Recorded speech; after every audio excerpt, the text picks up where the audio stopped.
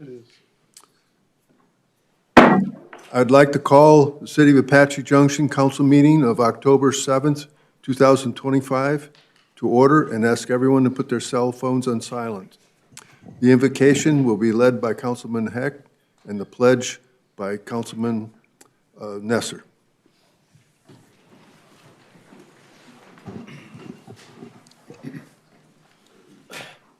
Heavenly Father, we thank you for the privilege and freedom we have of being able to gather together this evening to discuss city business. We ask that you give the staff and council wisdom and clarity in their decision-making. Keep us mindful that we serve the residents of this city. We ask you to watch over the men and women who serve in our military the world over. Keep them safe in these troubling and turbulent times. We ask also for your blessing on our first responders, including our police and fire departments, our EMS personnel, along with our park rangers. Please keep these brave men and women safe in their duties to protect and care for the residents of this city. Thank you for the honor and privilege we have to serve the residents of this great city. These things we ask in your name. Amen. Amen. I pledge allegiance to the flag of the United States of America and to the republic for which it stands, one nation under God, indivisible, with liberty and justice for all. Roll call. Mayor Wilson. Here. Vice Mayor Schroeder. Present. Councilmember Cross. Here. Councilmember Heck. Here. Councilmember Johnson. Here. Councilmember Nesser. Present. Councilmember Soller. Here. You have a quorum, Your Honor. Thank you. As a reminder, all items on the consent agenda will be approved with one motion. If a council member wishes to remove an item for further discussion, the request must be made prior to approving the consent agenda and will be moved to new business. Do I have a motion for the consent agenda? Your Honor, Yes. I move the consent agenda be accepted as presented. Second. Moved and seconded. Roll call. Councilmember Soller. Yes. Vice Mayor Schroeder. Yes. Councilmember Nesser. Yes. Councilmember Cross. Yes. Councilmember Heck. Yes. Councilmember Johnson. Yes. Mayor Wilson. Yes. Motion passes. Thank you. Proclamation. I have a proclamation here designating the month of October as Domestic Violence Awareness Month. Whereas domestic violence is characterized by abusive actions or threats in a personal relationship that seek to control and dominate one partner over another. Abuse can be manifested in various forms, including physical, emotional, sexual, economic, emotional harm. And whereas domestic violence in any community can be a hidden and often unrecognized issue that often goes unreported to authorities, and whereas it is essential to question the norms surrounding domestic violence, take proactive steps to prevent it, ensure that offenders are held accountable for their actions, and whereas throughout their lives, approximately 1 in 3 women and 1 in 4 men will experience some form of domestic violence. And whereas the City of Apache Junction and the Apache Junction Police Department, a new leaf, and various agencies, organizations, and state coalitions across Arizona and the nation are dedicated to preventing domestic violence. They do this by promoting awareness, campaign, educating the community, and advocating for the rights of the victims. I now, therefore, Chip Wilson, Mayor of the City of Apache Junction, do hereby proclaim October 2025 as Domestic Violence Awareness Month. Dana Martinez.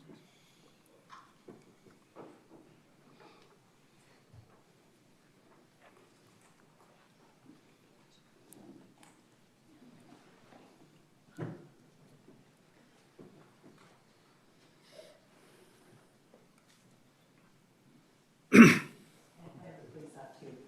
can't do our work if they're not doing their work, right? If you could take another step or two back, please. Watch the hole. The best light. Evil.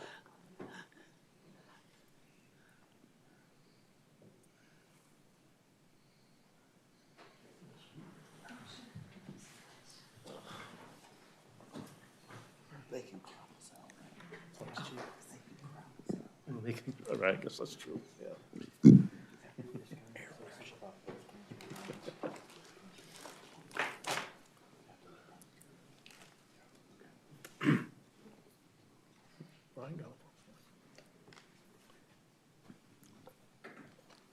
Mayor Wilson, Vice Mayor, members of the council, I'm so grateful to be here tonight to accept this proclamation on behalf of A New Leaf.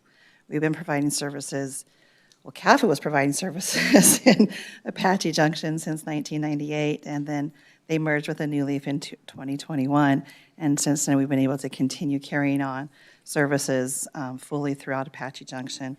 We have a shelter here in Apache Junction as well as our outreach program. And we work very closely with the police department. I just have to say, Apache Junction is the best police department I've ever worked with. I'm so grateful for them, for Chief Pulley, all the work he's done, and for Assistant Chief Johnny John. I knew your name. I was trying to figure out your title now. He keeps changing titles because he's just so awesome, too. Driving here tonight, I don't get to see the lights because I usually leave my office before it gets dark. So driving in tonight, I got to see all the purple lights. I thank all of you for wearing purple to bring awareness to the issues of domestic violence and to let survivors know that you support them and all the trials that they go through. And we are just so grateful to have the continued cooperation of the City of Apache Junction and the Apache Junction Police Department. So thank you for this. And thank you for continuing to recognize that this is an issue in our community. Thank you. Mayor, Yes? I'd just like to follow up on that with both the police chief and the assistant police chief are wearing pink patches for Breast Cancer Awareness Month. It's also October, so I want to thank the police department for doing that. And just remember, domestic violence and breast cancer awareness are the month of October. So please keep the people, the victims and the people that are sick with cancer in your thoughts and prayers. Thank you. Okay, acceptance of award from JustServe organization.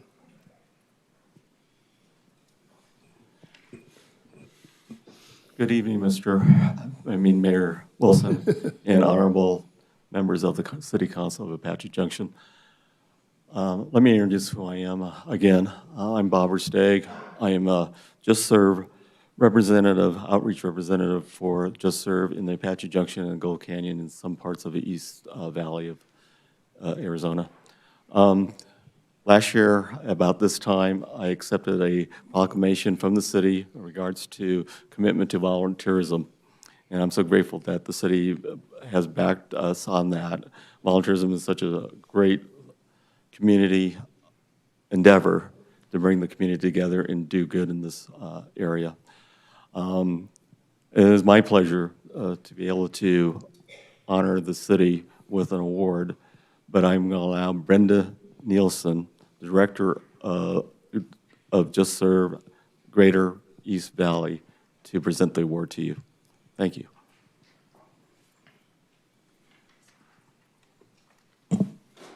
Mayor, Vice Mayor, and City Council members, it's our privilege to present you the JustServe City Award.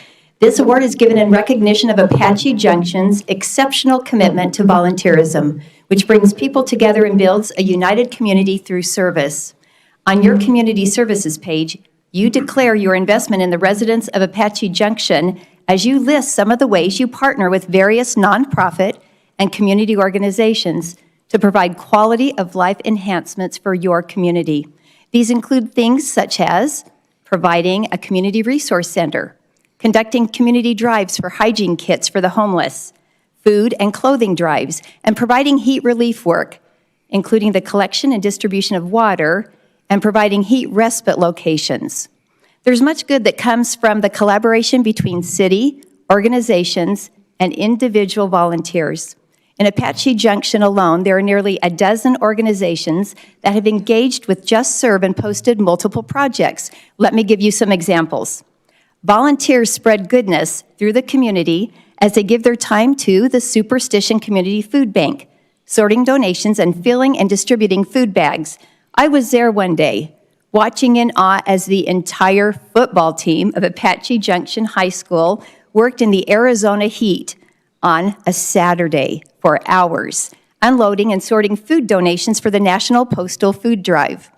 And I was thrilled to see that the Food Bank and the Genesis Project were both honored last month at the United Food Bank's annual conference for their dedication to fighting hunger and serving their community. As a spokesperson for the Food Bank remarked, quote, "It's a true testament to the power of compassion and collaboration," close quote. And as that spokesperson reminded us, quote, "Behind every box of food is a volunteer, giving their time, energy, and heart to make sure every family is cared for," close quote. That spirit of compassion has provided donations of diapers and wipes, meals, and goodie bags to the Community Alliance Against Family Abuse, or CAFA, which falls under the umbrella of A New Leaf in Apache Junction. Your local residents have provided donations to schools in the community, helped refugees and foster children, provided blankets for the homeless. They have assisted in mentoring and providing training programs for teens and young adults who are transitioning to independent adulthood.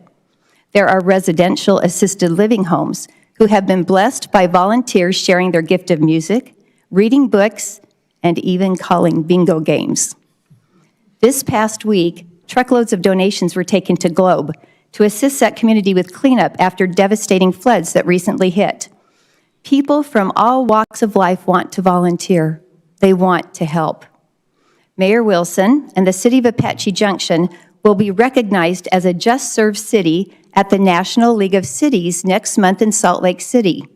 This recognition honors cities that have made a significant impact in their community through their efforts and commitment to volunteering.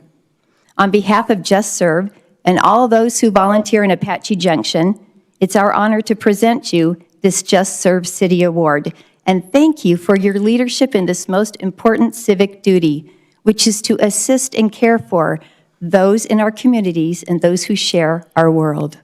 Thank you. Thank you. If we could have all of the council members, mayor and vice mayor, come up front, we have something for all of you as we present this award. And then, Rob, if we can get a photo.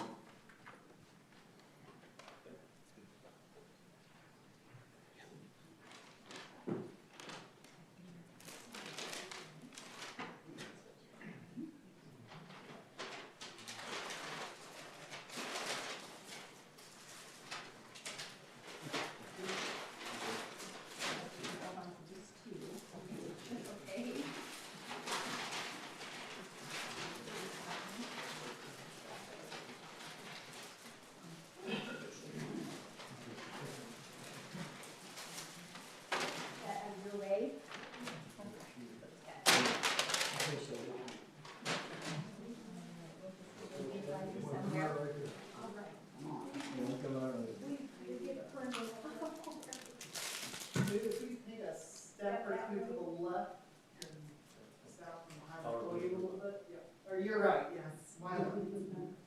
My left, you're right.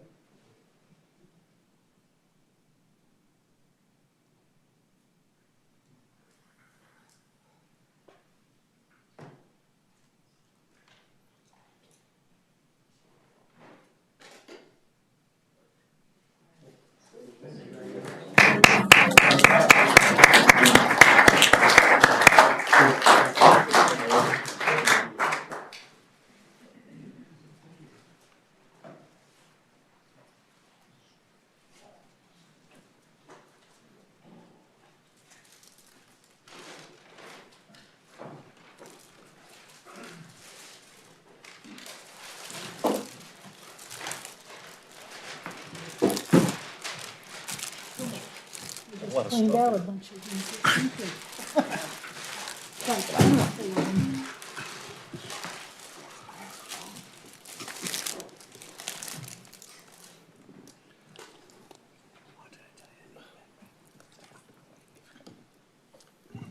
Your Honor, may I make a quick comment? Sure. Thank you. I want to take a moment just to extend my thanks to Bob. I serve on the board of the Community Development Corporation, and Bob recently joined the board. And the CDC recently joined the Adopt a Highway program here in Apache Junction. And we had our first session of picking up stuff along baseline.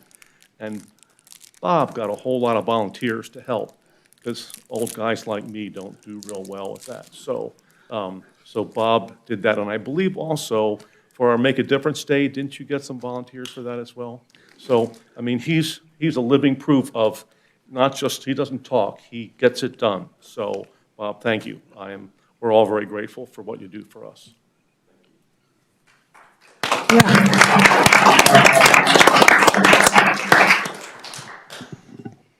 Okay.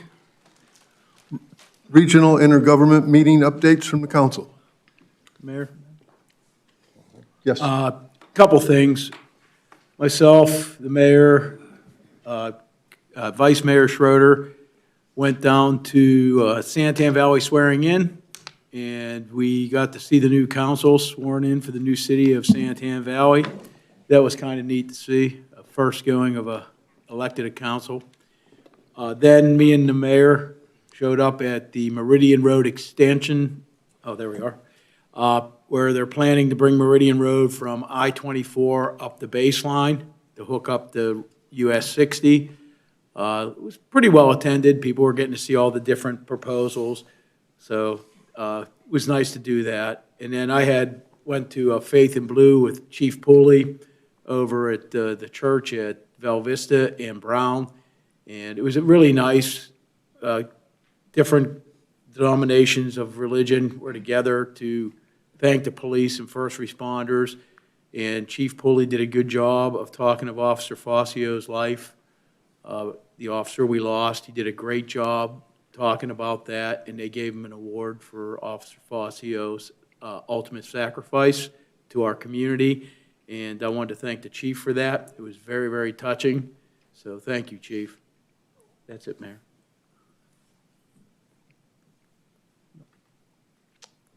Okay, well, one of the things that Bryant and myself went to the unveiling of the new name for the medical center, which was, I suddenly lost the name. Four Peaks Medical Center. No. Mountain Vista? Mountain Vista. used to be Mountain Vista, yeah. yes, right, Mountain Vista. They've been taken over by Honor Health, and they've named it Four Peaks Medical Center, and got a lot of compliments from people that have, I'll say, attended the new facilities, or not new facilities, excuse me, the redesigned and leadership in this whole thing, and how they've really done a lot to make improvements. And so it was unique. I got to pull on the string, and the thing came down, and now we got Four Peaks Medical Center. And so there was something really unique in that aspect on it. And of course, I was also at the Meridian planning again, and it is something that is going to really help the area, improvements of transportation abilities, and it's interesting in how they plan to do all this. And of course, they've got some, I'll say, sinkholes that are in that general area that they've got to overcome, and explaining how they were going to do it is going to be being seen in the future here real soon. Your Honor. Yes. I want to make one little one. Sure. We don't usually do this to plug businesses, but I just wanted to bring everybody's attention to a new restaurant we have called Pasta Zuppa in town. But don't go looking for it because there's no building. Why I'm bringing this up is I was talking to the owner of Fresh Press, you all knew Fresh Press? Well, he has started what is supposedly Apache Junction's first virtual restaurant. You go online, you order, it's Italian food, you order your food, and you go to Fresh Press to pick it up. They don't have a restaurant, it's a virtual restaurant. I just thought that was kind of interesting, if that's true, that it's our first, that we have a virtual restaurant. Your Honor, the Vice Mayor might want to talk to the dark sky designation. Oh, yes. There was one more on, it's out of, our slides are out of order there. The slides are out of order. Yeah, so this is the dark sky designation that City of Apache Junction earned for Superstition Shadows and Prospector Parks. Okay, well, no slide for you this evening, but this is quite an accomplishment. In fact, I don't know if the public's aware of what this really means. This was a painstaking effort that took years to develop. I put it right up there with the annexation of the land down south, with the purchase of the rodeo grounds, which we now can call home to an event center. It goes down from the mayor and council to the management office to development services, other departments as well, and last but certainly not least, the driving force in this, the Parks and Rec Department. Let's make no mistake about this, guys. This wasn't, we're going to put up a few lights and we're done. This isn't a situation where the lights at the ballpark are old, let's just swap them out with this one. Apache Junction is now on a very short list that is internationally recognized for our dark sky efforts. And oddly enough, with the awards and the certifications and the designations, one of my biggest takeaways from this is that this is truly a testament of what a mayor, council, management-run city can accomplish when we work together for the same goal. And I hope, well, I expect to see more of this in the future. And I just want to congratulate everybody involved. It was a long process, and good job, everybody. Absolutely. Yep. Mayor, Yes. Vice Mayor Schroeder, thank you for bringing that to our city, because without your suggestion, it wouldn't have gone forward. I So appreciate that. And appreciate it a bunch. the rest of the mayor and council over the years, including this one sitting here today, made sure there was room in the budget for this sort of endeavor. We all worked together. We all made sure it was ready, it was available, and we got it done together as a mayor, council, and a city. And for that, I'm honored to be a part of, and thank you all too. That's it, yeah. Okay, I'm going to make a quick little comment concerning that. The aspect is, even the lights, new lights in the street out here, it's something that we got a grant for, but on the same token, every one of those lights meets the dark sky requirements. And we did this because of safety reasons. A lot of the businesses had, seen problems with the dark streets in the area. And we've had several people that have been injured, and I do know of a couple of fatalities as well in this area. And this light system is going to definitely make it safer for everyone to drive up and down both the trail and Superstition. But all of those lights meet the dark sky requirements. And it was all done in grants and the aspects on it. So I want to thank our grant personnel for getting it and getting it accomplished and still meeting the dark skies. City Manager's report. Thank you, Your Honor. Bryant Powell, City Manager. Very proud of the two designations tonight to be a JustServe City, something that's been going on in our community for almost a decade in terms of our work in making matches with groups and projects throughout the years, and this great designation of a dark sky area in our city. Tonight, I want to extend our congratulations to Evie. I know she doesn't want us to do this, but give her a big hand. In a few short years, she's now become our prestigious designated certified municipal clerk, and is part of the institute, has got that certification, which is great timing as we work through not just our elections, but those elections that are at the state and at the county level. It's just important that we have this essential and critical. It's one of the most critical functions of our government, is to be able to bring trust in the election process. So thank you, Evie, for your great work and get us there, and we're so happy to have this complete. Super excited to share with the community tonight. It's time to now invite residents to become part of your local government. And one of the best ways you can do that is through the Citizen Leadership Institute. Registration is now open. We have all of our boards and commissions, and we call on all residents to engage. And one of the best ways is through the board commission or part of the council process, but is to start. Where do you start? And one of the best ways is through this Leadership Institute. It's award-winning. We've been doing it now over 20 years. It's a chance for residents every other Wednesday for about a three-month period to interact with city elected officials and also department directors. So we'll have that out there and getting folks signed up as we do.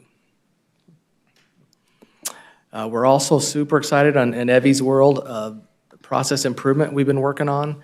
Like the Vice Mayor talked about, the ability to improve our interaction and have transparency and to engage with the technology. We now have a place where you can find very specific public records at the touch of a finger through our website. Her staff have been working on this for a couple years. We've stayed at it. You can get access on our front page of our website. And I went recently and to find out what our very first meeting was like, first minutes. We talked about, believe it or not, a land use issue on Ironwood with a feed store and some residents who were concerned about having commercial next to their house. And so in 1979, some of the issues don't change much now as we work through issues. Anyway, this is a great resource. It's free. It's an opportunity for folks to jump right in and get public records, and we get to avoid the whole issue of the cost. Folks can have access to it and decide how they want to download it and keep it. And then at this time of year is our next season. It's our Neighborhood Partnership Program, another way for us to interact. And it's time for community managers to get signed up through Kayla's office in the marketing communications area of our organization. And we typically have somewhere between 10 and 15 of these. And we always search to do more and encourage our community managers and local neighborhoods to get asked. And then we go with the mayor as in this photo and many of our department directors to answer questions. And tonight, I'm going to ask Rob to come up and go over a few of our current events. All right. Good evening, Mr. Mayor and Council. For your current events tonight, as we've turned the calendar into fall, championing some much more comfortable temperatures, our event season is just ramping up here. So tonight we have two events to quickly bring to the community's attention. First is Faith in Blue this Sunday at the Church of the Pentecost. Again, we invite our community to come out and meet our police officers and to say thank you. And then just a couple of Saturdays on the October 18th, we have the annual mud run at the rodeo grounds. Just go online to register for that. And that concludes our current events for this week. We hope we don't have the mud fun run at the Faith in Blue event. Yeah, I was just going to say, is that so. a rain or shine? Yeah, event? we'll hope not. Let's hope that we do not get, and for the good folks in Globe, Miami either. Just get the right amount of rain. Thank you, Your Honor. That concludes my report. Thank you.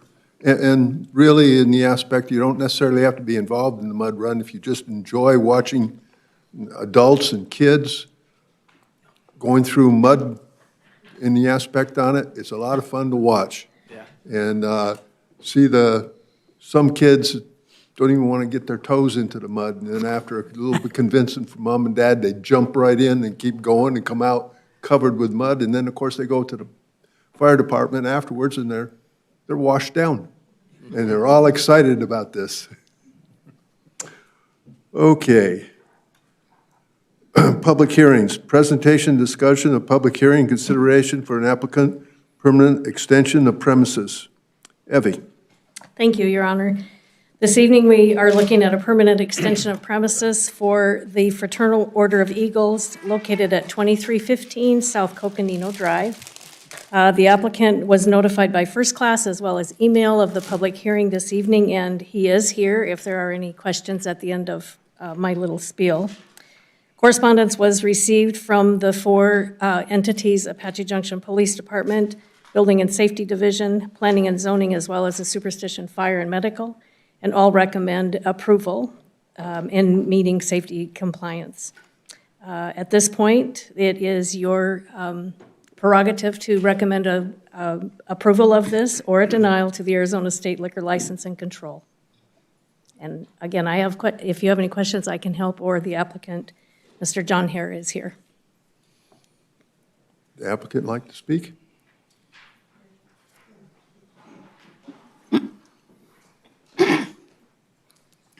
Thank you for letting me come.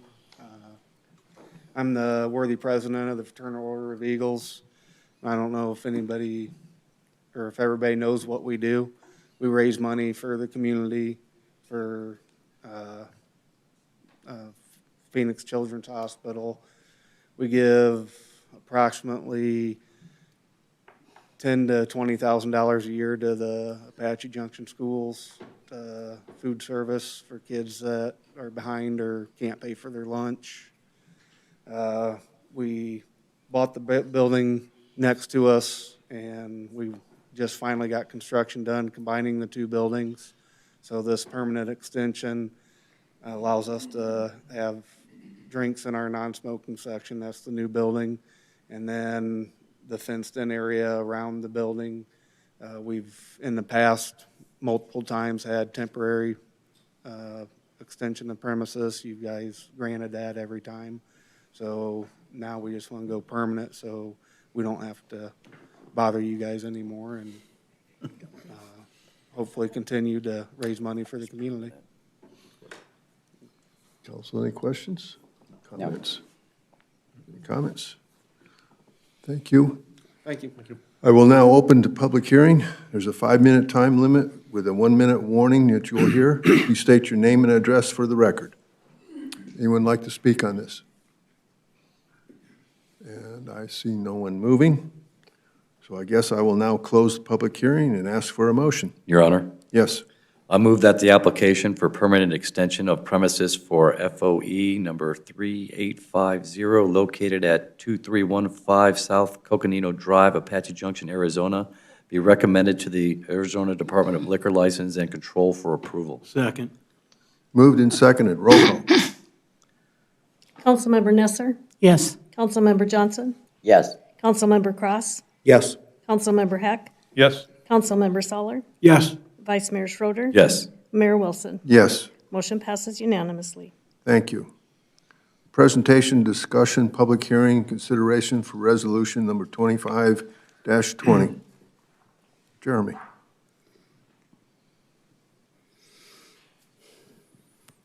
Good evening, Mayor, members of the council. We are back before you tonight again to discuss the 2025 Community Development Block Grant Project proposals. This is the second required public hearing, giving the council the opportunity to consider staff recommendations, public input, and make final determinations on which projects to submit for both the regional count and state special projects funding. I would like to take a moment to thank our partners at CAG that are working with us on these applications for their support and also for their valuable technical expertise that they're bringing to the process. As a reminder, CDBG program provides federal funding to help communities meet the needs of low and moderate income residents, eliminate sum and blight, and address urgent needs. This is the second required public hearing, and tonight will allow council to make the final decisions on the projects to be submitted. As a reminder, the amounts for the regional account, $156,800. That's non-competitive funds. And then for the state special projects, we can apply for up to $750,000.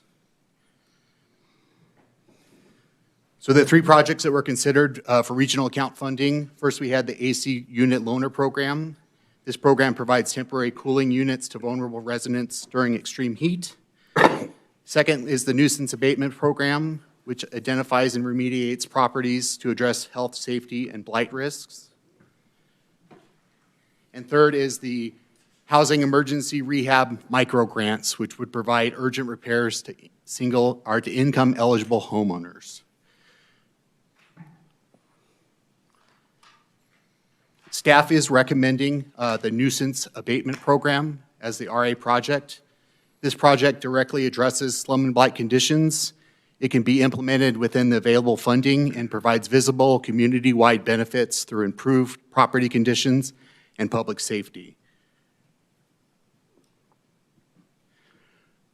For the SSP projects considered, the first was the Palm Springs drainage improvements, which would reduce flooding and extend the lifespan of neighborhood roadways.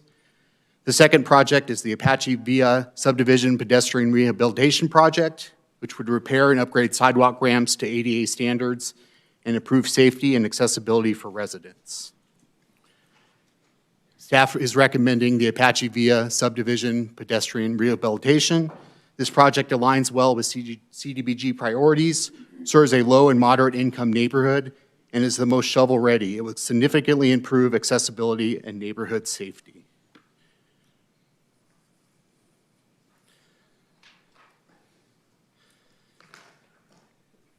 In conclusion, staff respectfully recommends that council approve the submission of the nuisance abatement program and the Apache Via Subdivision Pedestrian Rehabilitation Program as the FY 2025 RA and SSP project applications.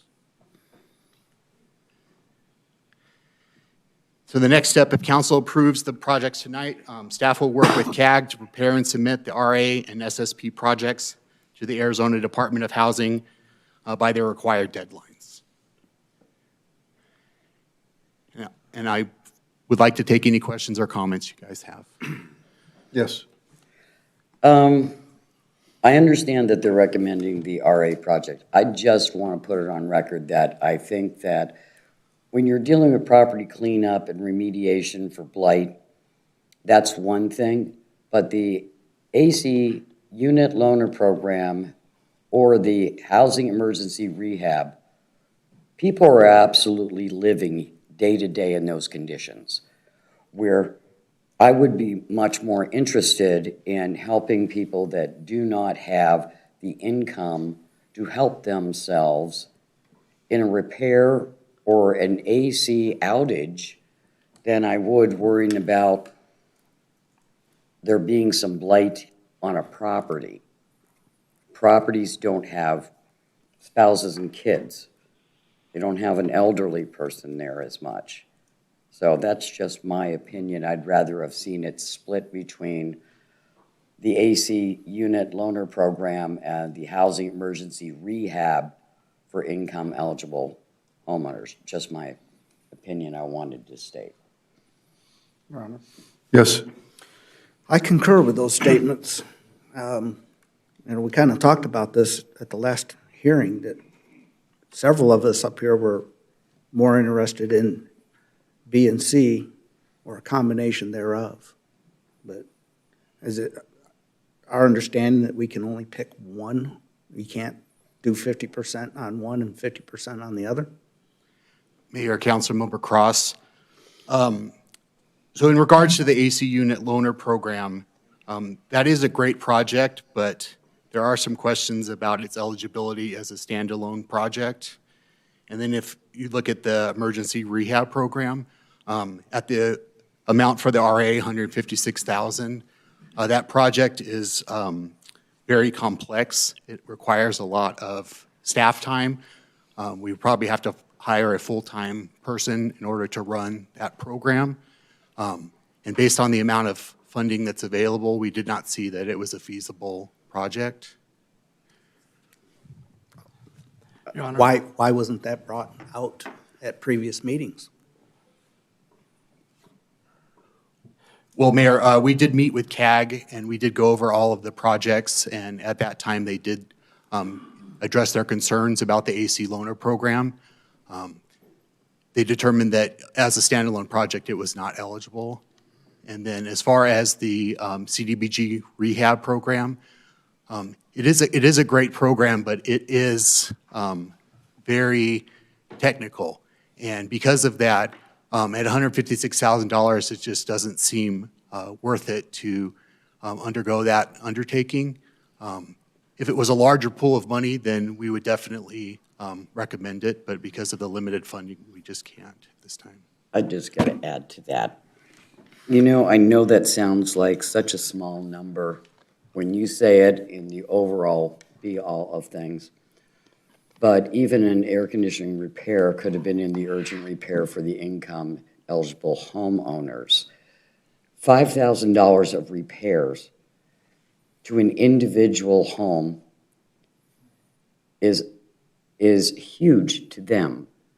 And I know it would take more paperwork, but I think I'm still, you know, I mean, the council is going to vote what it wants, but I would still be more interested in helping the individual financially hurting people of our city by helping them with urgent repairs than I would a property cleanup. Your Honor, Brian, over here, Mayor. The question I want to ask staff is, and maybe Andrea can help us, is the issue that the AAC unit loaner program ineligible, Andrea or Jeremy, because it's being split? Is that the issue, or is it because it's just that the AC unit loaner program is ineligible by the rules? Good evening, Mayor, Council. After the first public hearing, the projects were vetted through the Department of Housing, and they did share with us that the AC units were not an eligible project. Gotcha. And just to make you aware that for the RA and SSP, it has to be one project each. You can't split the projects. They do not allow that within our region. Gotcha. And I think the only way to be able to get maybe a few units on hand was if you guys were to develop a housing rehab program, which I know you had several years back. At this time, ADOH did not feel that that was feasible for the amount of money. And I know that there has to be a plan that needs to be developed before you can actually begin that program. Quick question, if you couldn't loan it, you couldn't do the loaner program, if somebody had an urgent repair to their air conditioner, wouldn't that fall under housing emergency rehab micro grants?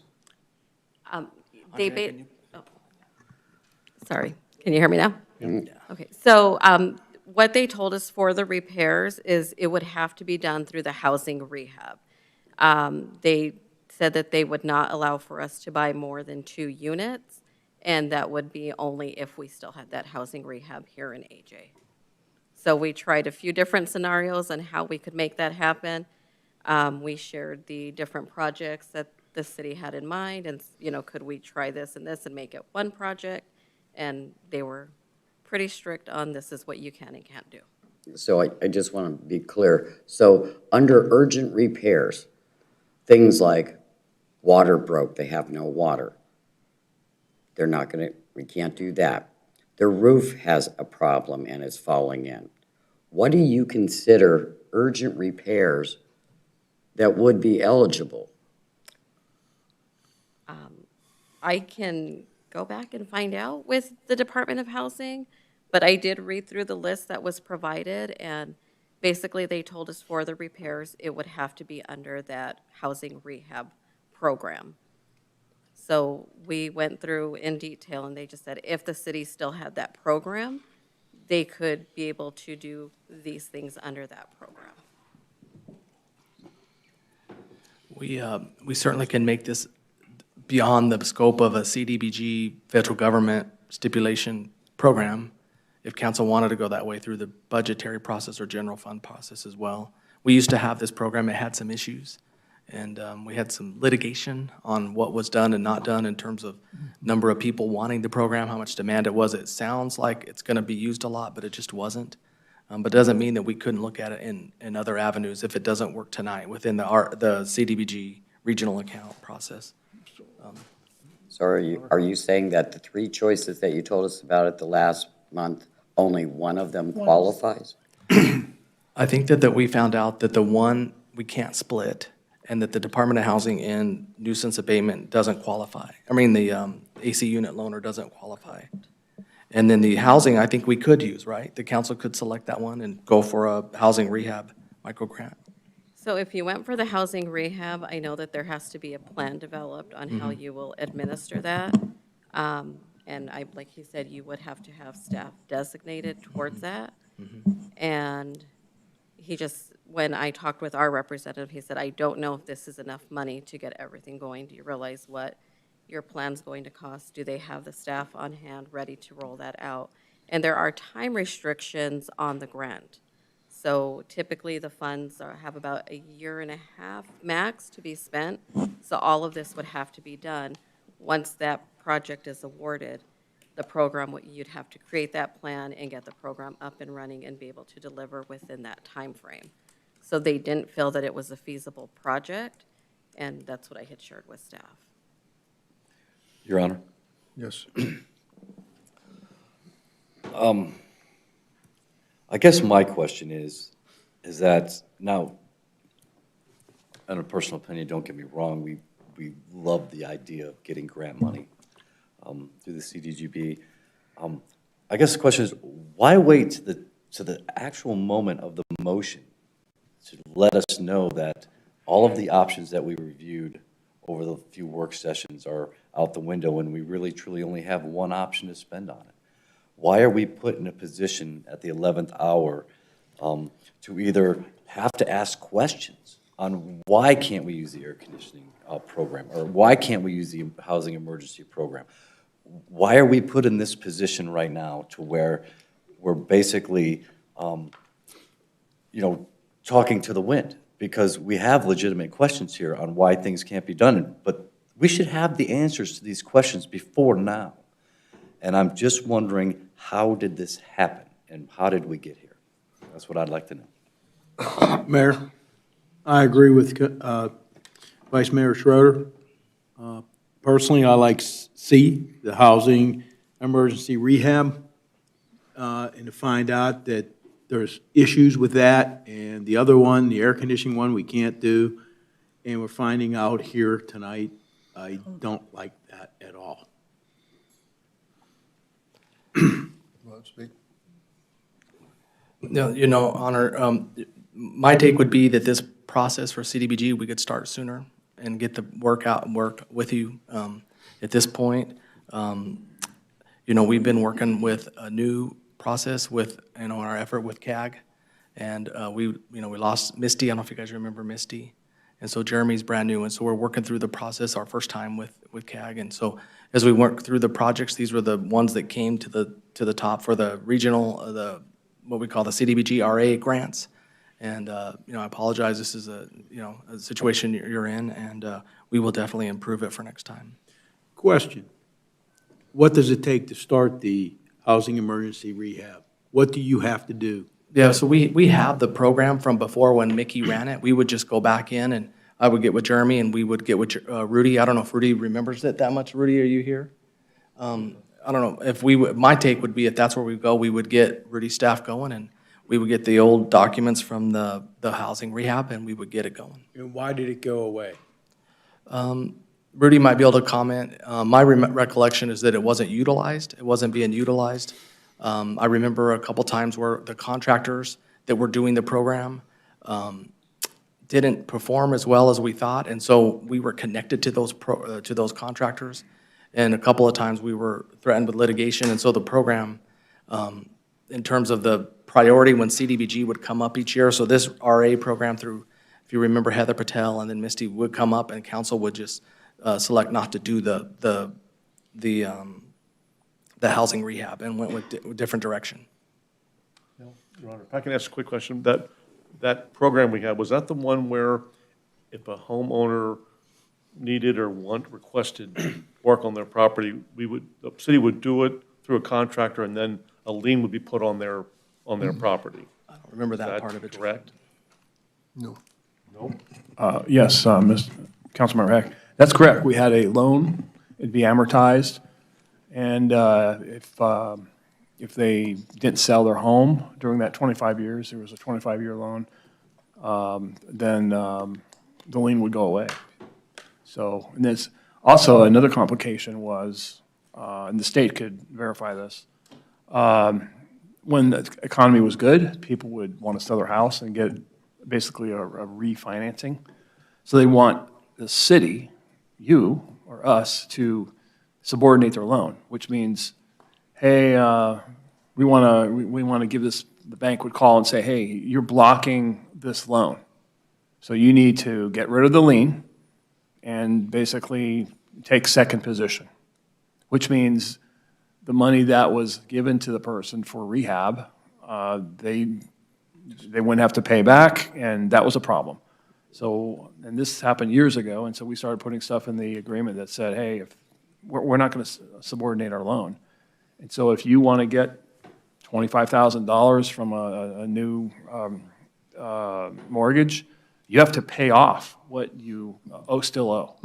And we would do that, and we confirm with the state, yeah, that's what you're supposed to do. And we did do that on a bunch of occasions, and that got difficult because people would call and say, the title companies would say, hey, get rid of that lien. You're blocking my sale. And we got accused of things. Yes? Your Honor, this is grant money that we give to an individual to help fix their roof or help replace their water heater, or it's money that's given, it's not loaned, is it? Well, there was a home loan program, and there was also the CDBG program. This is a grant that we're talking about. This is a grant, yes, but we did, under the old program, we did Gotcha. have that. Okay. And that was a great program, and Bryant's right, it was underutilized because some people just didn't want to use it, and we still had the money, and you'd have to ask Rudy why it went away, but I don't know why it went away. Rudy's right there. Mr. Expert. Mr. Mayor, members of the council, what Joel has commented on, that was my recollection as well. There were many issues with the programs. Sometimes folks would not quite understand what a time-sensitive forgivable loan was. People would try to get out of the deals. Missy was still dealing with them as of a couple of years ago. And like Brian said, not that many people took advantage of them.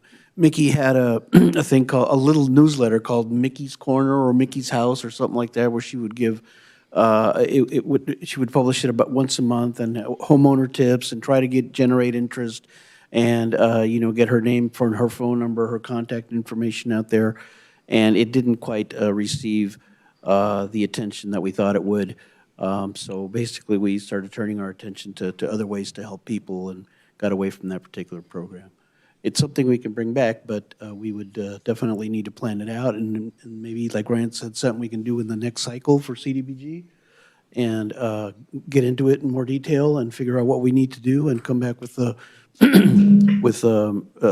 detailed presentation for you.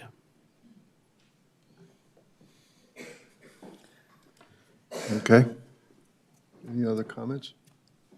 Your Honor, I guess Yes. I have one.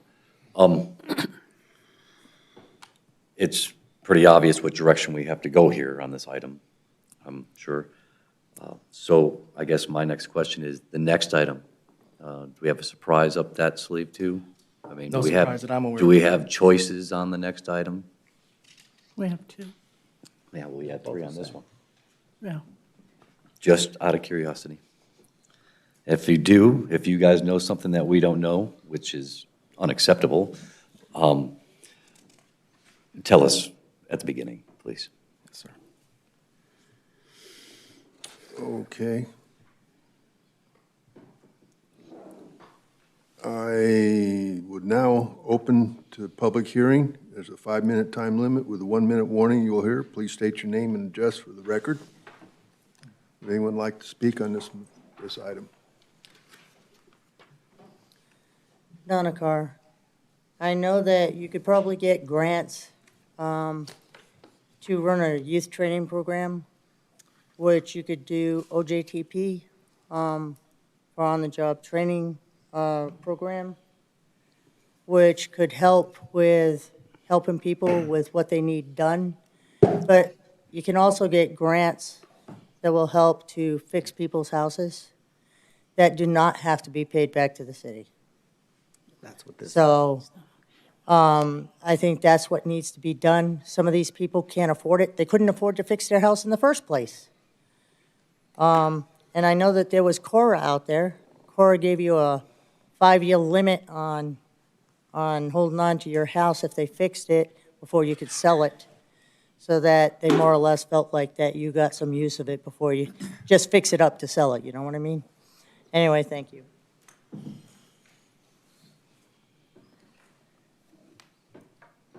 Catherine Meek. It seems like we should be able to have a micro grant option where, like, up to $5,000, if you need your air conditioner repaired, the tree falls over and puts a hole through your roof, you've got a leaky roof and it's monsoon season, electrical work, plumbing work. If you're a low-income homeowner, then you should be able to get a little help up to a fairly low amount, but enough to get you over the major ordeal. It shouldn't be terribly hard to figure out if somebody has the income and whether it's needed. If they can't do it this year, I would really like to see some sort of simple program, even if it's working with like a part-time city person and some volunteers to do the work. Maybe an oversight committee or whatever. It seems like with a little bit of thought, we could figure out some way to really make $150,000 go really far to help a lot of people that just need that little bit to get over a really rough spot. So the leak in the roof doesn't turn into the whole house has mold. Thank you.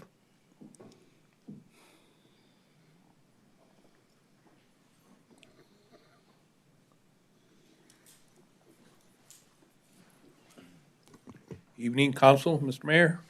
Andre Meek. Big thing is administration. That's what we're talking about. This is a stumbling block on this is it's going to cost. Now, as the esteemed person who just talked mentioned, $5,000 mini grants, administering that money, doing the repairs. There's like Habitat for Humanity, goes in, they build the person a house, everything, and, they cover everything. And a program like that, not so much that, it's totally free, but you would have volunteer repair crews, if possible, to go in and do these things, recruit handymen, contractors, city personnel, but, if the administration could be trimmed down. Right now they're looking at it as, well, okay, boom, it's going to cost this much, and that's because you're paying for the administration. But right now it seems like you're between a rock and a hard spot. Choose this one or that one, pretty much set up. But yeah, next time around, if this goes on, we could, look into it. But this gives us an idea where to go at this point. But yeah, you're right about the people need the help, not the property needs the cleanup. And so anything that could be worked out on that end, appeals to the people for volunteers and stuff. I volunteer 3 days a week, doing stuff, maintenance and everything like that. And one person doing 1 day's work that's a skilled laborer, worker, or something like that, goes a long way in helping someone out.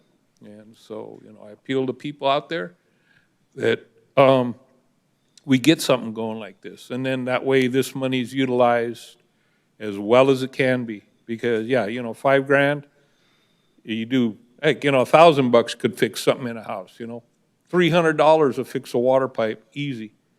And so, but it's tying it to somebody where that person, goes in and fixes it.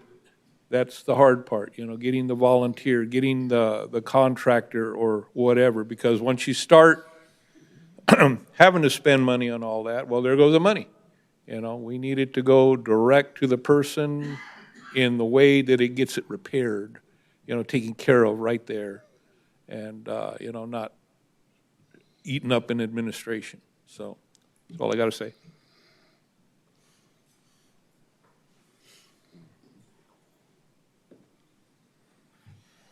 See no more movement. I will now close the public hearing and ask for a motion on Resolution 2520. Your Honor, Yes. I move that Resolution 2520, resolution of the Mayor and City Council of the City of Apache Junction, Arizona, authorizing the submission of application for fiscal year 2025 Community Development Block Grant Regional Account be approved and this funding be assigned for the project of Option C, Housing Emergency Rehab Micro Grants. Second. Moved and seconded. Roll call. Councilmember Heck, No. Councilmember Nesser, No. Councilmember Cross, Yes.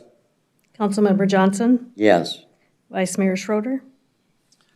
As much as I agree with Councilmember Johnson's motion, we were just told it is just not sustainable to roll with that option. It just won't work with the funds available. So my answer is no. Councilmember Solar, I'm going to vote no, and here's why. I do not like being blindsided and not having the information until the 11th hour when I'm sitting here and have to vote on it. So I'm going to vote no, just on the principle of I don't like being blindsided. Mayor Wilson. No. Motion fails 5-2. Another motion. Your Honor, Yes. I move that resolution number 25-20, a resolution of the mayor and city council of the City of Apache Junction, Arizona, authorizing the submission of an application for fiscal year 2025 Community Development Block Grant Regional Account be approved, and this funding be assigned for the project of Option A, Nuisance Abatement Program. Second. Moved and seconded. Roll call. Councilmember Heck, Yes. Councilmember Nesser, Yes. Councilmember Cross, No. Councilmember Johnson, No. Vice Mayor Schroeder. Again, this is not the option I would have gone for, but yes. Councilmember Solar, Same reason, no. Mayor Wilson. Yes. Motion passes 4-3. Okay. Presentation, discussion, public hearing. Whoops, already did. You know, that's right. Consideration of resolution number 2526. Thought I was repeating the same one again. Jeremy. Your Honor, for this one, I've confirmed that either one of the SSPs can be selected, and maybe I'll ask Jeremy to go. It's the same presentation, right, Jeremy? Yes, sir. So if you go to the slide, let's see if I can bring it up here. For this, the two projects, unless you have any questions about which two, either one would be perfect for the program. Again, this one goes up to 700-something thousand. Your Honor. Yes. From what I'm reading and the information provided was that the drainage improvements project is not shovel-ready and that it possibly could run out of time before it was shovel-ready. And so that is why you guys are recommending the Apache Villa for the sidewalk improvements, because you're not sure whether or not you can have your ducks in a row for the first one. That is correct, but it is ineligible. Okay. Anyone else? I will now open the public hearing. There's a 5-minute time limit with a 1-minute warning that you will hear. Please state your name and address for the record.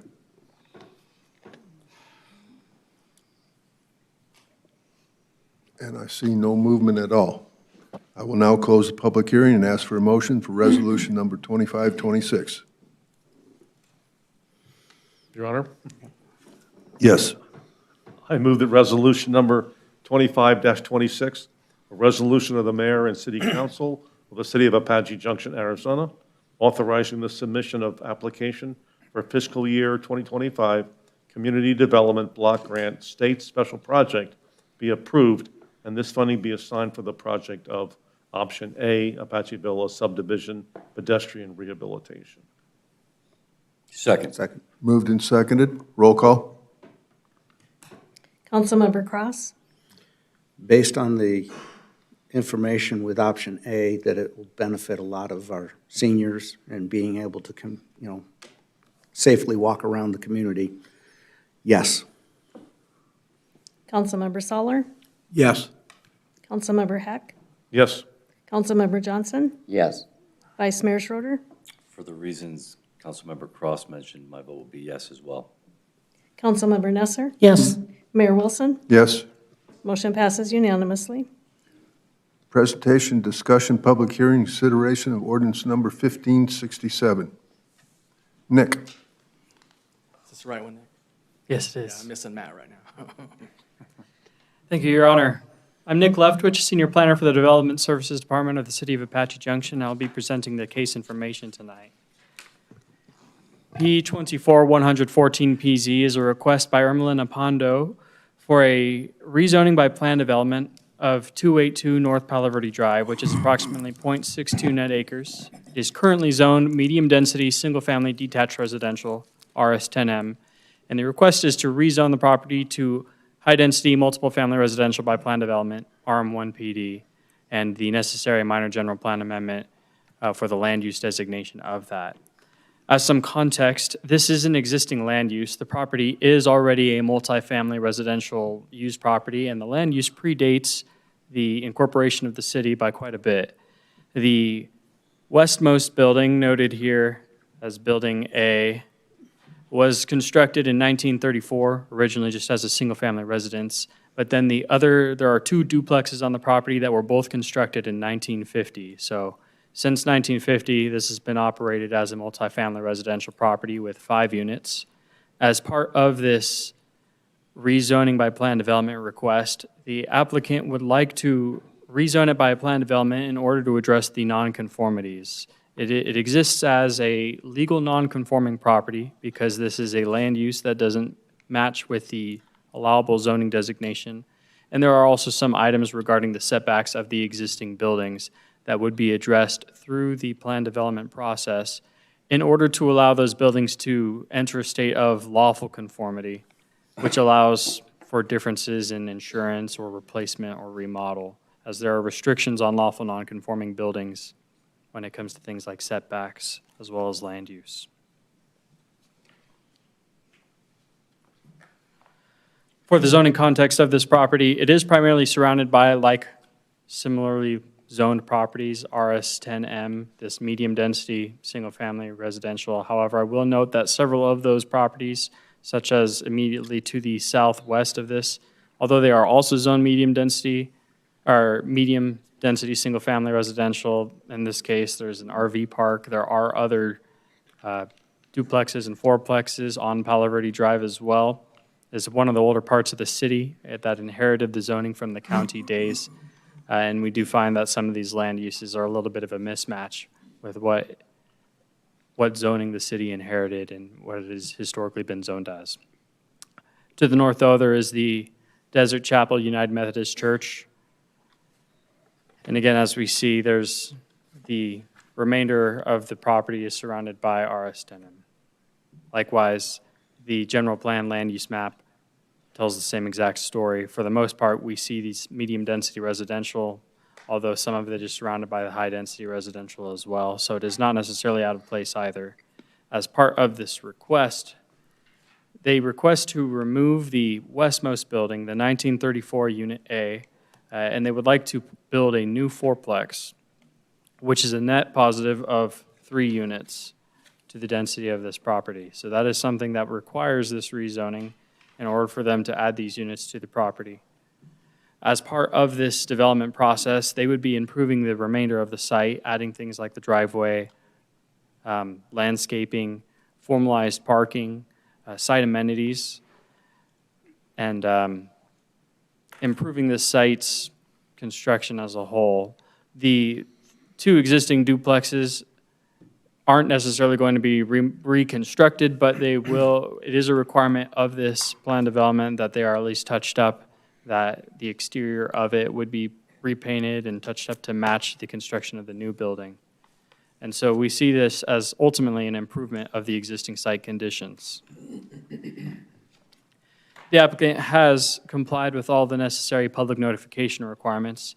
They originally held their neighborhood meeting back in February of this year.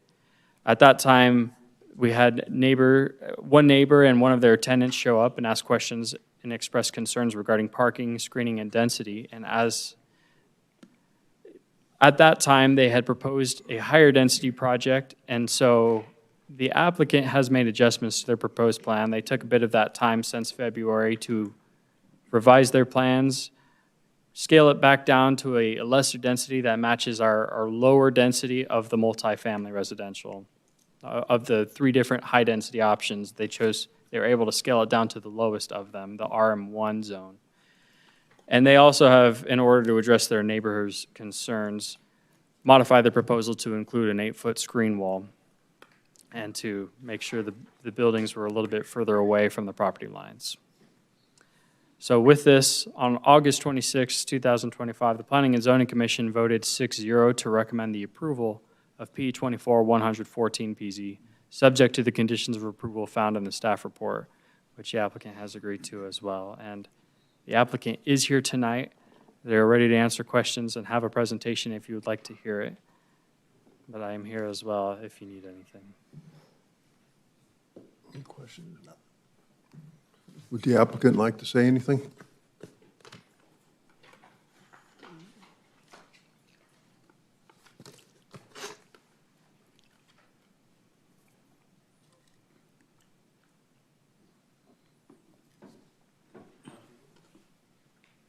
Hi, everybody. My name is Giselle on behalf on Hermelinda Properties for Julian's Apartments rezoning. Yeah. Can you guys hear me? There. Okay.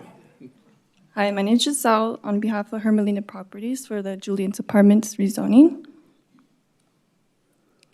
So the proposal is to replace the Old West Building Unit A with the 4-unit building, total of 8 units on the entire property, and the request to rezone from RS10M to RM1PD to resolve the legal nonconforming status. Why the rezoning is needed: current zoning only allows 1 single-family home. Existing 5 units are grandfathered but can be expanded. Proposed density 12.9 DU/acres within RM-1 limit of 13 DU/acres. The key project features parking, 12 spaces provided, meets the city code, privacy, 8-foot wall proposed along property edge, design updated building with articulation and landscaping, meets the staff suggestions, compliance, dark sky lighting, landscaping improvements, and fire access confirmed. Community and compatibility, compatible with the surrounding uses, nearby RV parks, and other multifamily units. Neighborhood concerns, parking, screening, and building heights addressed by design changes. And the project improved property value by modernizing an aging site. Thank you. We appreciate your time and consideration of our rezoning request for the Palo Verde Drive property. Do you guys have any questions? Any questions? Thank you. Thank you.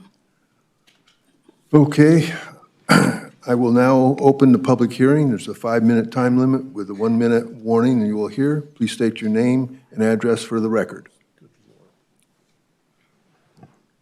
Donna Carr, Apache Junction resident. I guess I just have a question. If this was listed as single-family, zoned for single-family, and it's already being used for a multifamily, I guess I don't know why code compliance hadn't done anything. But at the same time I'm for putting in something like a fourplex or something like that in that area. I think it would go well in that area. Thank you. Any other comments? Your Honor, yeah.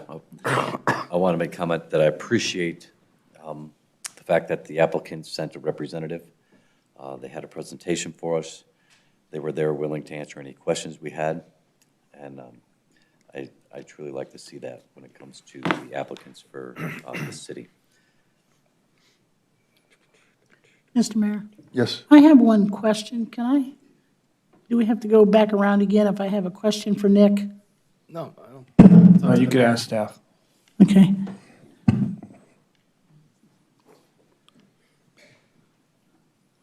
I'm just curious about the 8-foot wall. I'm not a lover of, like, everybody living in a prison. And why was it increased? What's the benefit of increasing that wall to 8 feet instead of a 6-foot wall originally? Your Honor, Councilmember Nesser. It originally was proposed as a 6-foot wall, which is the standard wall height for a lot of neighborhood walls. And in this case, the neighbor requested, not that he necessarily thought anyone would be peeking over it, but an 8-foot wall kind of prevents most people from doing so or any possibility of that, unless if you're to really get a stool or something. So anyway, the 8-foot wall ideally would mitigate most privacy issues. But it's standard for a 6-foot wall around most properties. I mean, if this was a brand-new property that was zoned already for high density, you would only require a 6-foot wall, correct? That is correct. That is all we require as our standard. And so this is an incident of the applicant trying to provide more than our standard in order to really appease the neighbors' concerns. Neighbors, One other neighbor? neighbors. Yeah, okay. And if I may answer the other question earlier, as a legal non-conforming property, as something that predates the the adoption of any zoning ordinances within the city, it received this legal non-conforming grandfathered status.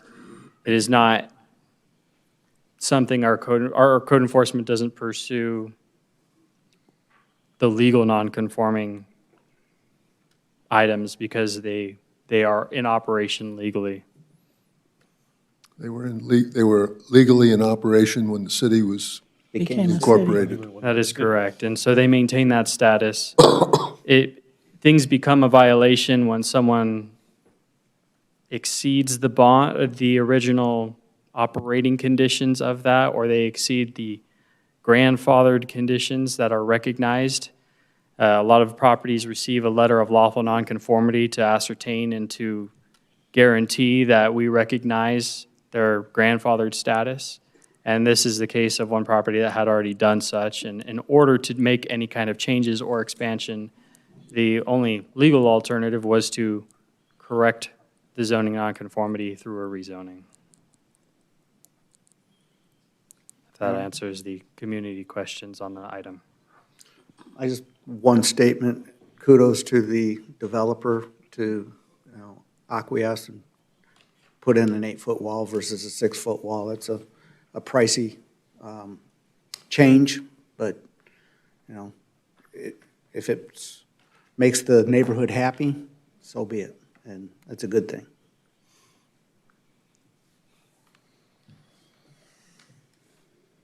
No other comments from the council? I will now close the public hearing and ask for a motion. Your Honor? Yes. I move that ordinance number 1567 be read by title only and the reading of the entire ordinance be waived. Second. Moved and seconded. Roll call. Councilmember Heck, Yes. Councilmember Cross, Yes. Vice Mayor Schroeder, Yes. Councilmember Nesser, Yes. Councilmember Johnson, Yes. Councilmember Soller, Yes. Mayor Wilson. Yes. Motion passes unanimously. Ordinance number 1567, an ordinance of the mayor and city council of the City of Apache Junction, Arizona, amending the Apache Junction, Arizona zoning ordinance by amending the zoning district map, City of Apache Junction, Arizona, changing the zoning district classification for the property described in rezoning case P-24-114-PZ, requested by Hermelinda Pando of Hermelinda Properties, LLC, from medium-density, single-family detached residential, RS10M, to high-density, multiple-family residential by planned development, RM-1PD, and approving a minor general plan amendment changing the land use designation from medium-density residential to high-density residential, repealing any conflicting provisions, and providing for severability. Do I have a motion to adopt ordinance number 1567? Your Honor? Yes. I move that ordinance number 1567 as read by the city clerk be approved and adopted. Second. Moved and seconded, roll call? Councilmember Soller, Yes. Councilmember Johnson, Yes. Vice Mayor Schroeder, Yes. Councilmember Nesser, Yes. Councilmember Cross, Yes. Councilmember Hack, Yes. Mayor Wilson. Yes. Motion passes unanimously. Thank you. New business, presentation, discussion, status of the Weeks Wash project. Emile.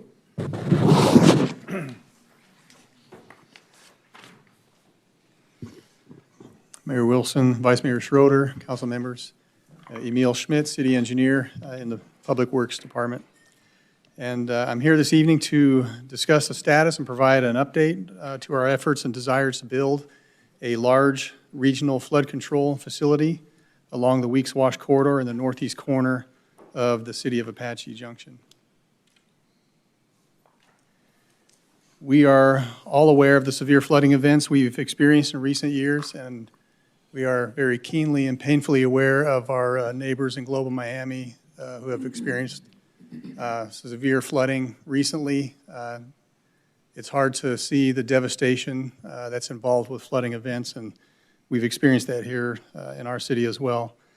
The Weeks Wash watershed, and the image on the left is the area in blue, is approximately 10 square miles in size, with a little over half of that area located above that red line in Maricopa County. So the majority of our Weeks Wash watershed originates in Maricopa County, comes through our city, and then leaves the city and goes back into Maricopa County.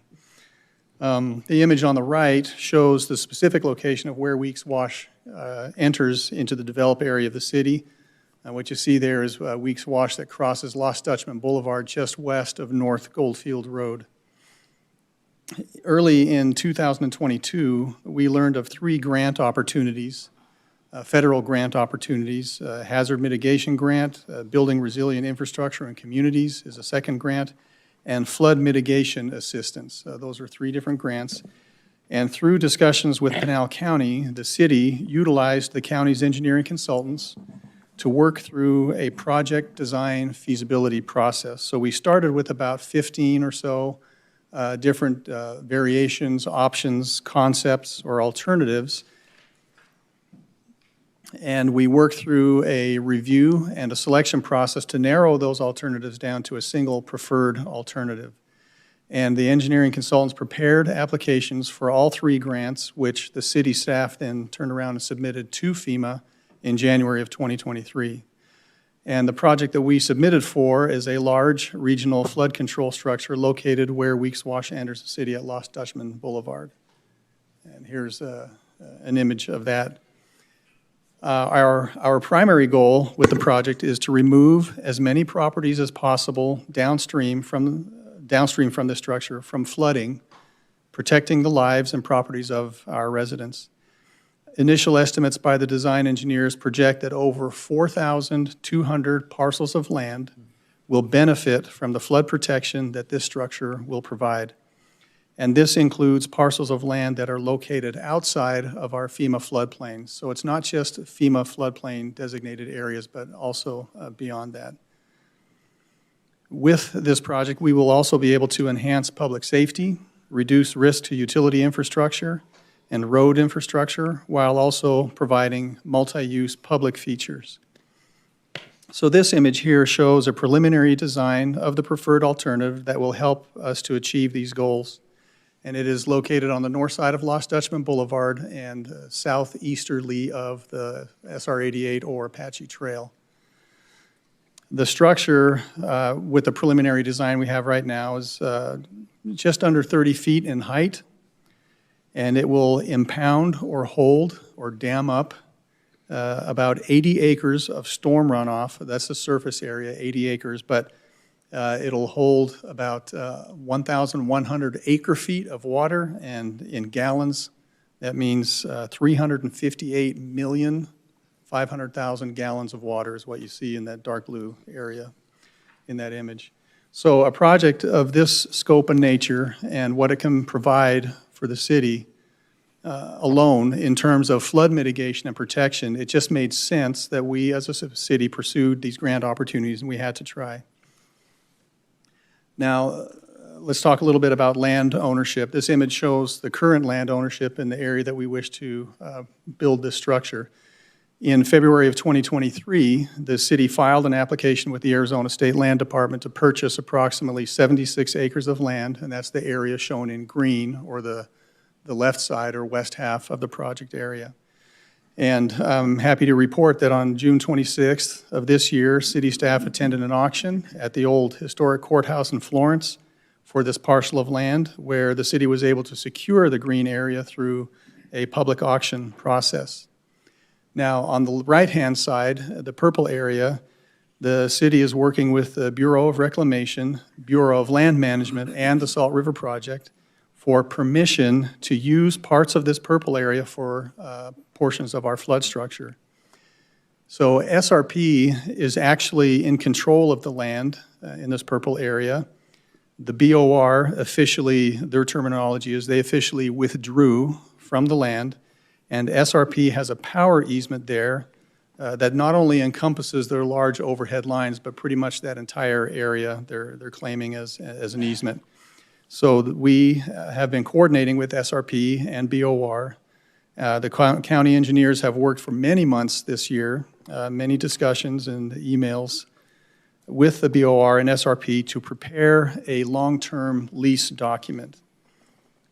And what this long-term lease document will do is it will allow the city to utilize portions of that purple area. We don't need all of it, but there are portions of it that we need to use. And this document was recently submitted to FEMA so that they could continue with their environmental historical preservation review process. The elephant in the room, funding. As you're aware, in August 31st, 2023, the city received word that we were awarded the FMA grant in the amount of about $44.5 million. That's one of the three grants. This is the single largest FMA grant award for a project in the state of Arizona by a factor of 4.5. The previous largest FMA grant award was for $10 million, and I can't remember exactly where in the state that is. The city, we're continuing to look at additional funding options as the cost of this preferred alternative will exceed the FMA grant award by roughly double, according to preliminary conservative cost estimates. The most expensive component of this project will be the dirt work. Preliminary design estimates the dirt work to be approximately 1.4 million cubic yards. And I apologize, I wish I would have done the math to tell you how many 14 cubic yard belly dump trucks that would be, quite a bit, to give you an idea. We have meetings between city staff and the engineering team to identify additional funding options, along with those funding option requirements to make this project happen. And some of the options that we've been looking at will include other regional partners, Pinal County, Maricopa County.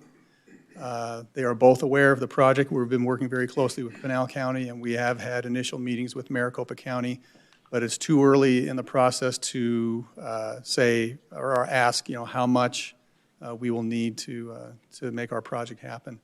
We also have state revolving funds in the form of a WIFA loans, or Water Infrastructure Finance Authority. Those are some of the things that that we are looking at. At this point, we don't know how much we need to ask because we have not been able to get onto the land to do the geotechnical or soils analysis necessary to complete the design of the structure. We haven't been able to get onto the land because FEMA is still in the process of conducting their environmental historical preservation review. Basically what that means is they're studying or looking at that area in terms of cultural resources, environmental impacts, biological impacts, to preserve any of those things that they might discover. So until that EHP review is done, we aren't allowed to turn 1 teaspoon of dirt on that land. And we have to wait until they're complete.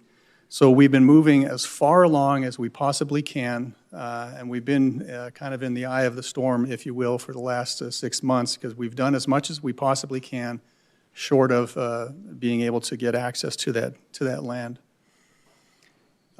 Schedule-wise, here's kind of a visual timeline of the project overall. I'm not going to go into too much detail, but the big gold star there towards the left side, August 31st, was when we received word about the grant award, and we all know that shortly thereafter we had received support, public support, verbal support by both U.S. senators, then Senator Sinema and current Senator Mark Kelly, as well as Congressman Biggs.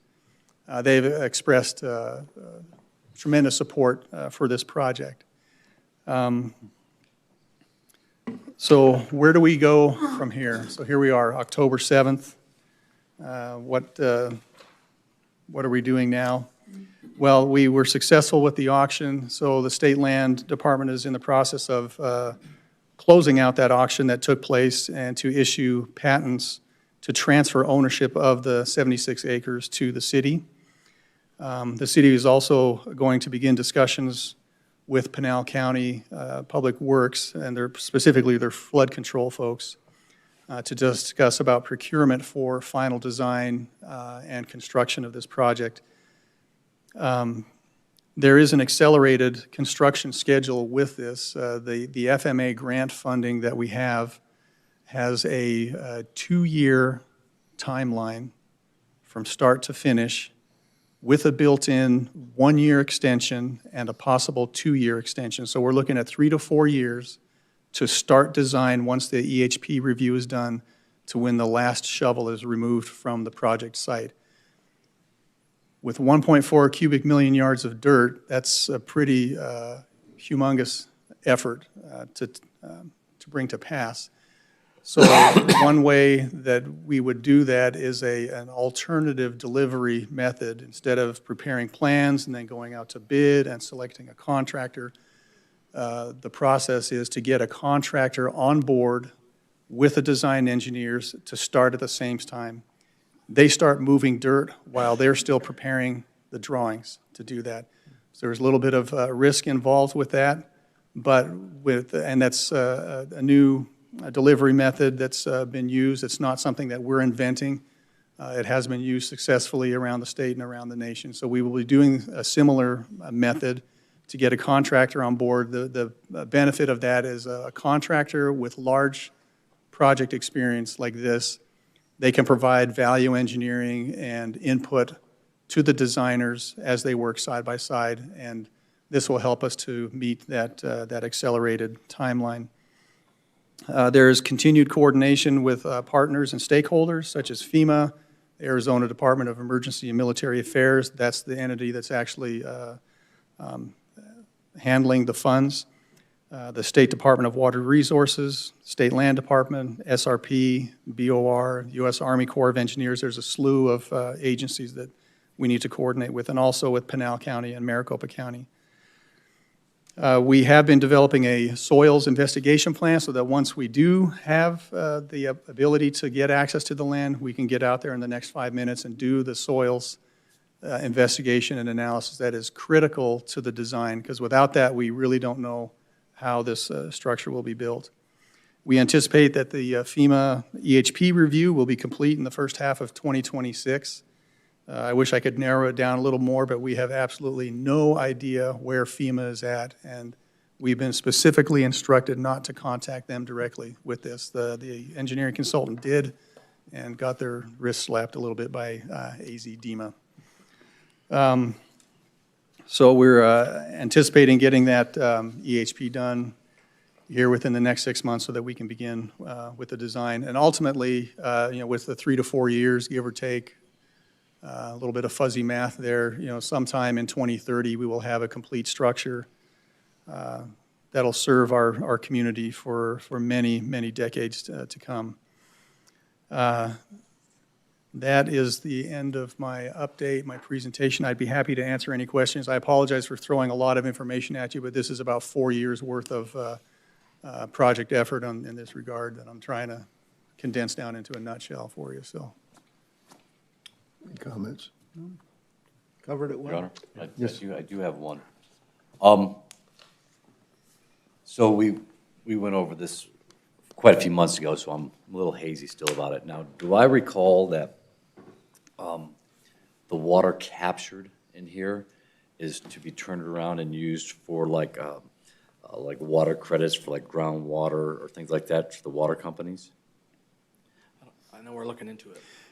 Yeah, we will be looking into that. We needed to keep that separate from this initial project, which is just the construction of the. Right. But I construction. guess my question is that being that half of this land is BLM, is that going to be allowed for the city to turn a profit on the water captured on BLM land?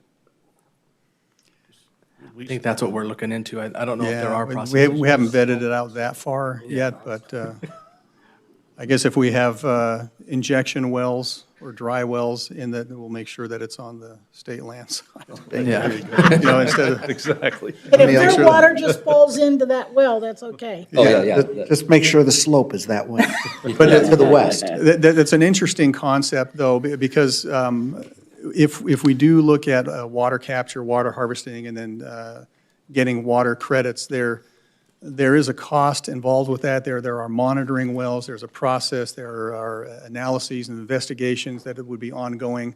And if it pencils out financially, then yeah, it would make sense to do that. But if it shows that it's going to cost a lot more money than we would get returned in credits, then, you know, bother. yeah, it might not. Oh, well, maybe for the initial setup, but 20, 30, 40 years down the line, certainly it'll bypass the money spent. But we will be looking at that. That's a big deal. After the construction is complete. Okay, thank you. No one else? Okay, thank you. Thanks, Emile. Appreciate it. Presentation discussion on PW 25-001. Maggie. Good evening, Mayor, Council. I'm Maggie Quinn. I'm the Facility Manager for Public Works. Yeah. Better? Yeah. For Public Works, and here just to present a recommendation to enter into a 5-year contract with a service provider to provide service for our heating, ventilation, and air conditioning HVAC systems.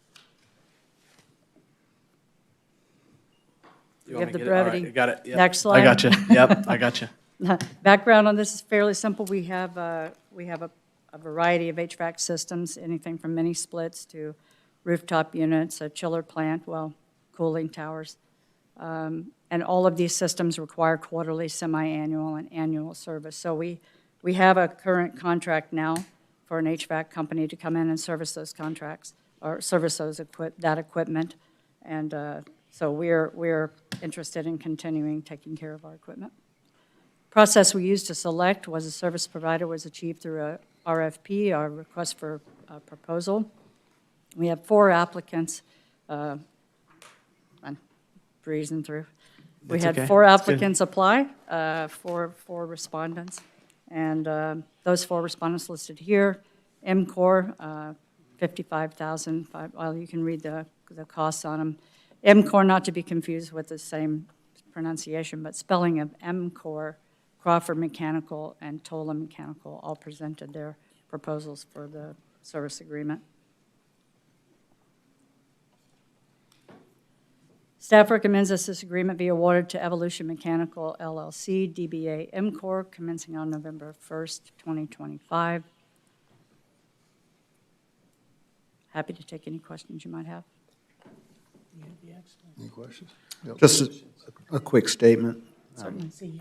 In my dealings with Imcor on construction sites, they've always been a good contractor. So I think we've made a good choice. Thank you. Yeah, it's providing a little context too. They are our current provider as well. Anyone else? Yeah, for sure. Anyone, any other questions? So This will appear as an item on the consent agenda, I think, on October Couple weeks, 21st. yep. Okay. And as Maggie goes, I just want to do a big shout out to Maggie. Thank you for being a part of our team. You've made such a big difference in trying to lasso so much of all of our facilities, and she's just been great bringing things together like this. Thank you very much Thank for you. that. Thank you, Council. Presentation, discussion on resolution number 25-27. Chief Pulley. Good evening, Mayor and members of council. This should be a very quick presentation. We are looking to do an intergovernmental agreement with the Salt River Pima-Maricopa Indian community for one of the 12% gaming grants that we were able to get awarded this year. Since 2002, their gaming grants, the 12% gaming grants, have awarded about $1.8 billion to different entities throughout the year. This is the first year that Salt River Pima-Maricopa Indian Community allowed the Apache Junction Police Department to apply, and we asked them last year. They granted us permission this year, and we are looking to get some hearing protection for our officers, so when they're out at the range, the total price is just under $20,000 at $19,638. And again, it's not a huge request, but the big request is the IGA and really partnering with the Salt River Pima-Maricopa Indian community for future, and just really appreciating the work they do with other entities, not only ours. Any questions? That's not each, is it, Chief? No. No, these are, it's for about 100 and, I believe it's 120, 110 to 120 hearing protections. And that'll cover how many of ours? About 100, it's about 110 or 120. I don't remember the exact number, but it's about just over 100. Chief, will these, I think I heard you say they'll be used when they're on the range. This is not going to be used every day. Correct. Yeah, they'll be used when we're on the range. On the range, okay. And we won't share them. Every officer will have their own. Only one pair. Hand it around. What happened to using empty casings? Right? Okay. Does it pick up good music? Yeah, I believe it does. As we know from the military, hearing is a big issue, especially when you're shooting a lot of firearms. And we do. Yep. Correct. So it's good that you're looking into getting proper ear protection for our troops. Thank you. Thank you. And this will be on consent in 2 weeks. Okay, thank you. Thank you. Okay, now down to the call to the public. I'd like to remind everyone the call to public is a courtesy and not required by law. It's a time for the public to express requests, communication, comments, and suggestions. Requests to speak forms must have been completed and handed to the city clerk before the end of the city manager's report. All issues shall be presented in a professional manner without personal attacks. Under the open meeting law, council cannot engage in discussion on issues presented, but may respond to criticism, may direct staff to follow up with the speaker directly, and/or place this matter on future agenda for council discussion. There's a 3-minute time limit for each speaker. And I have one here, Donna Carr.